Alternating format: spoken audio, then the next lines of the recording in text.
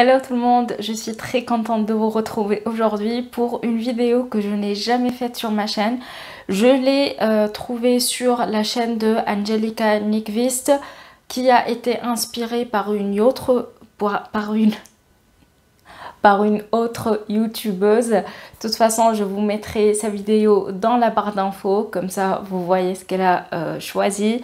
Et aujourd'hui, on va parler des sorties oubliées de 2021. Oui, parce que généralement, on parle de haul, anti-haul, ce qu'on va acheter, ce qu'on va éviter. Et on oublie des sorties de chaque année. Il y a des trucs qui nous marquent, d'autres qui passent inaperçus. Donc c'est ce qu'on va voir aujourd'hui, les choses qui sont passées inaperçues en 2021. Donc sans plus tarder, c'est parti.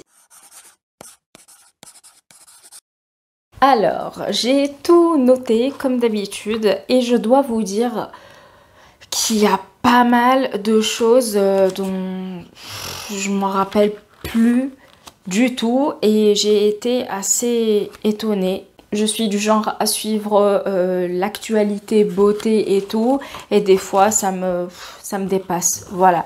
Du coup, on commence déjà de prime abord. Je dois vous dire qu'il y a pas mal de marques qui sont sorties en 2021. Bref, c'est un peu la mode ces temps-ci.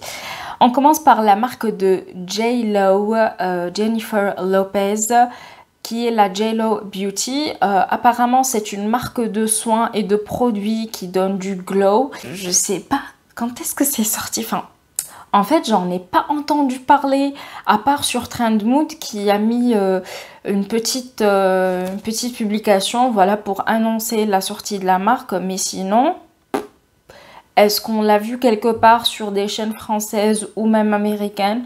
En tout cas, celle que je suis, je n'ai pas réellement entendu parler de leurs produits. Et quand je vois un sérum à 79 $, c'est presque proche d'un sérum de chez Dior, quoi, ou de chez Chanel. Tout ce qui est produit pour le glow et tout, c'est pas vraiment ce que je cherche. Enfin, oui et non, pas le glow de J.Lo. Chez Colourpop, alors Colourpop, comme je vous ai dit, il y a pas mal de sorties, il y a, voilà, chaque semaine on a des trucs nouveaux. Et cette fois-ci chez Fourth Ray, qui est la marque pour le corps de chez Colourpop. Il s'agit de Body Milks. On a 4 senteurs. La coco, avocat, pêche et pamplemousse. Alors, autant la marque Colourpop, on la voit partout. On voit leurs sorties partout. Les palettes qui sortent, les fards mono, les rouges à lèvres, les crayons, enfin bref. Tous les produits sont toujours bien organisés à ce qu'ils soient vus par tout le monde. Par contre, leur marque de soins ou de soins pour le corps, plus précisément, on la voit pratiquement pas sur des chaînes et je trouve ça dommage parce que moi ça me donne envie de la tester et peut-être que je passerai une commande sur le site d'ailleurs, comme ça je découvre la marque. Ensuite, deux palettes Lime Crime. Lime Crime, j'ai l'impression qu'ils ont eu leur moment de gloire quand ils ont sorti les palettes Vénus et les rouges à lèvres. Les autres sorties sont plus oubliées, sont moins visibles par le monde de la beauté et tout. Et je trouve que les deux palettes manquent cruellement de quelque chose d'intéressant. Vous voyez, par exemple, la bleue, je la trouve un peu fade et elle manque de teinte de transition. Moi, quand j'achète une palette, même si j'en ai des tonnes, j'ai pas envie de prendre 2-3 palettes pour me maquiller. Ça, ce n'est que mon avis. Par contre, la rose, je la trouve pétillante, mais un peu chaude à mon goût. Et ça manque de contraste. Par exemple, au lieu du rose irisé là que vous voyez, on pourrait mettre un vert lime par exemple, ou un vert, peu importe le vert qu'il y a, moi je suis preneuse. Chez Colourpop, encore une fois, la collection Lunar New Year. Donc c'est la collection du Nouvel An chinois. Bon, je pense que là, Colourpop sont arrivés à un point où c'est bon. Ils ont tout fait, ils ont tout créé, enfin, quand je dis tout avec des pincettes, hein, parce qu'ils peuvent très bien créer d'autres formules, créer d'autres types de produits, etc. Mais là, ce sont clairement pour moi 2 palettes neutres. Rien d'exceptionnel, rien de nouveau sur le soleil, pardon. Et je pense qu'ils ont fait le tour. Donc, ce que je peux vous dire, c'est qu'il vaut mieux qu'ils prennent les choses au sérieux et qu'ils commencent à s'orienter vers d'autres horizons, peut-être. Une autre marque d'une chanteuse, alors personnellement, moi, cette chanteuse, je ne suis pas hyper fan, enfin, je connais qu'une seule de ses chansons et d'ailleurs, ça fait des années que je ne l'ai pas entendue. Il s'agit de la marque de Alicia Keys qui est Kiss Soul Care. Donc on a des produits pour le visage, enfin tout ce qui est soin, nettoyant pour les pores, crème, masque, bref, c'est... ouais. Comme je vous ai dit auparavant, par rapport à la marque JLo, Alicia Keys, qu'est-ce qu'elle a comme expérience au niveau des soins, de la beauté et tout. J'ai l'impression que chaque artiste, chaque star... elle commence à se dire ok bon bah le marché de la beauté fonctionne trop, et bien j'ai envie de créer ma marque juste parce que j'aime la beauté. C'est pas parce qu'on aime la beauté qu'on va tous créer sa propre marque, c'est pas possible ça. Et surtout qu'il n'y a pas d'innovation dans sa marque. En tout cas, selon moi, je ne trouve pas de ce petit plus que la marque va nous apporter. Une autre marque et une autre célébrité, c'est Priyanka Chopra qui nous sort une marque de hair care qui s'appelle Anomaly Hair Care. Du coup, on a des formules vegan, clean, avec de la haute performance. En gros, d'après ce qu'elle dit, faut pas choisir entre sa peau, son bien-être et le bien-être de la planète. C'est bien d'avoir comme c'est... Non mais cette vidéo, c'est une pure catastrophe. Je suis désolée les gars, vraiment. Je suis désolée. Mais en fait, j'ai passé toute la journée ou presque toute l'après-midi à trier des papiers. Et donc là, mon cerveau est saturé. Je fais de mon mieux. Hein. Mais si je bafouille des fois, excusez-moi. Je fais pas exprès.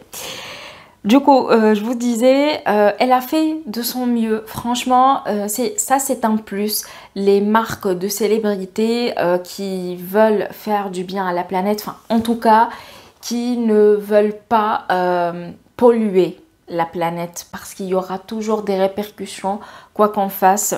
Maintenant, on va chez la famille Kardashian-Jenner, qui n'a pas encore sorti sa marque dans cette famille. Eh bien, c'est la mère qui est Kris Jenner. Elle a décidé de créer sa marque de beauté et de skincare. Donc, on aura parce qu'elle est déjà sortie, des produits cheveux, de peau, ongles, yeux, cosmétiques, fragrances, etc. Un petit peu de tout, j'ai envie de dire. Pourquoi? Pourquoi sortir une marque maintenant? Pourquoi s'éparpiller dans tous les sens avec plusieurs produits de plusieurs genres, de plusieurs types? Why? Quel est l'intérêt? Pourquoi elle a décidé de faire sa propre marque? Moi, je me demande parce que quand on voit la marque de ses filles, enfin les marques de ses filles, parce qu'on en a plusieurs, qu'est-ce que tu vas rajouter de plus? Moi, je me demande. Déjà, je ne suis pas fan de la marque KKW ni de Kylie Cosmetics. Ce n'est que mon avis. Moi, ce ne sont pas des marques qui m'appellent. Ensuite, chez Jouer Cosmetics, on a un Blush and Bloom Cheek plus Lip Duo en teinte Amélie. Et en fait, c'est un travail qui a été fait en collaboration entre mère et fille. Cette sortie, je la trouve un peu fade. Enfin, elle manque de quelque chose. Alors, si vous voulez sortir un blush, un Bloom Cheek et Lip Duo, why not? Mais il faut autre chose avec pour que ça soit un peu plus intéressant pour les consommateurs. Parce que là, c'est vide de contenu. Alors, NYX, c'est une marque qui m'intéresse, mais pas dans tout ce qui est palette. Je sais pas pourquoi. Pour être honnête avec vous, tout ce qui est packaging de chez NYX et tout, c'est pas du tout mon genre et c'est quelque chose qui me freine. Je sais, c'est un petit peu débile, mais en fait, moi, quand j'achète un produit, quel qu'il soit, je veux qu'il soit beau. Parce qu'il y a l'expérience quand on l'achète, quand on le voit, quand on le touche, quand on l'ouvre, quand on se maquille avec et quand on le ferme et comment on se sent après cette expérience. Et tout ça, pour moi, c'est important. Il faut toujours être satisfaite d'avoir utilisé un produit et surtout contente. Parce que si on l'utilise juste parce qu'il est pas cher ou parce qu'il est pratique, non. Non. Ils ont créé une collab avec Tetris. Qui est une palette Back to the 80s et d'autres trucs avec. Moi, je vais parler de la palette vite fait. Elle est trop grande. Elle est trop grande, trop colorée, trop confuse. Voilà, vous partez dans tous les sens et vous ne vous retrouvez plus à la fin. Il y a plusieurs fards répétitifs. Je pense qu'il aurait pu peut-être faire une palette moyenne parce que là quand on voit le nombre de fards on se dit ouais il y en a quelques-uns qui se rapprochent quand même un peu beaucoup et ça aurait évité d'avoir une grande place, une grande palette pour rien. Chez Stila, alors Stila c'est une marque qui est connue pour ses fards liquides mais après je ne l'ai jamais vu, non si je l'ai vu, mais il n'y a vraiment pas de sortie qui sort du lot, vous voyez. Voilà, même sur les chaînes françaises et tout, on voit de moins en moins cette marque et c'est rare en fait quand on voit que quelqu'un parle de la marque Stila. Je trouve ça plutôt dommage parce que moi je ne la connais pas, je n'ai jamais testé leur fard liquide et d'après ce que j'ai vu, ils sèchent trop vite, donc je préfère m'orienter plus vers ceux de chez Beauty Bay ou d'autres marques qui sont moins chères et peut-être plus performants. Il y a la palette Camouflage Beauty. Et attendez, je vais vous montrer un truc les gars parce que oui, je l'ai acheté. Est-ce que vous ne trouvez pas qu'elle ressemble à la Anastasia Beverly Hills? Moi, je trouve que oui. Alors, je vais vous zoomer un petit peu comme ça. C'est la même chose, mais en plus petit. Ouais, moi, direct, quand je l'ai vu, je me suis dit, ah, mais ça ressemble énormément à la ABH. C'est dingue, ça. Et on revient toujours à la même conclusion. C'est que quand on parle d'un produit sur les réseaux sociaux, on lui donne de l'importance, on lui donne de la visibilité et tout. Et là, Stila, il n'y a rien, enfin j'ai rien trouvé sur cette palette, en tout cas sur les chaînes que je suis. Chez KKW Beauty, on a... Alors là, cette sortie, je pense que c'est l'une des plus débiles. Non, parce que en fait, c'est pas la plus débile. Il y en a d'autres sur la liste, j'ai pas encore fini, mais... Celle-ci, I don't understand. C'est un Eye Contour Duo qui apparemment est très soft et crémeux, machin, bidule. Genre la meuf, elle s'est dit ok, bah qu'est-ce qu'on va sortir parce que moi je manque d'inspiration. Qu'est-ce qu'on va sortir? Ah oui, j'ai trouvé un duo pour les sourcils. Ça, c'est une nouveauté de dingue, hein. Non, non, non, non. Parce que tout le monde, même les plus basiques d'entre nous, même ceux qui ne se maquillent pas tant que ça, ont un fard brun et un fard beige crème. C'est la base, c'est la base. Donc je ne comprends pas cette sortie et pour vous dire la vérité, je trouve que c'est inutile. Chez Anastasia Beverly Hills, une sortie très très très intéressante, des lingettes démaquillantes. Non mais c'est... Alors avant de sortir sa nouveau palette, oui, je dis nouveau parce que c'est son nom. Elle a voulu nous faire des lingettes démaquillantes comme si on n'existait pas sur le marché, hein, comme si on pouvait pas acheter des lingettes démaquillantes dans d'autres sites, dans d'autres marques moins chères ou plus chères. Et j'ai dit, bon, ok, des lingettes démaquillantes, c'est toujours une bonne idée. Tout le monde se démaquille. Même si on ne se maquille pas, on se démaquille. Non, Anastasia, non. Non, cette sortie n'est pas intéressante et je l'ai oubliée. Alors, chez Nabla Cosmetics, il y a le Skin Realist Beautifying Tinted Balm, qui est un produit hybride entre soins et make-up. C'est une sortie intéressante, mais je ne sais pas pourquoi je l'ai zappée. Franchement, je ne me rappelle plus de sa sortie, je ne me rappelle plus de qui a parlé de ce produit. Et pour vous dire la vérité, je pense que je ne l'ai pas vu sur des chaînes YouTube. Donc, je ne sais pas si c'est un bon ou un mauvais produit parce que pour le moment, il n'y a rien sur lui, il n'y a pas d'avis. Voilà. Peut-être que je vais voir sur le site, mais en tout cas,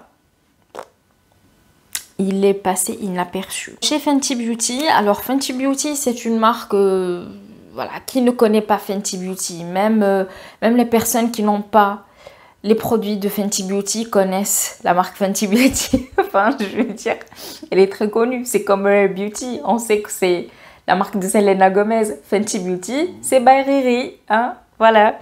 Du coup, chaque sortie de cette marque est montée en flèche. Mais genre, un truc de fou. Et par contre, celui-ci...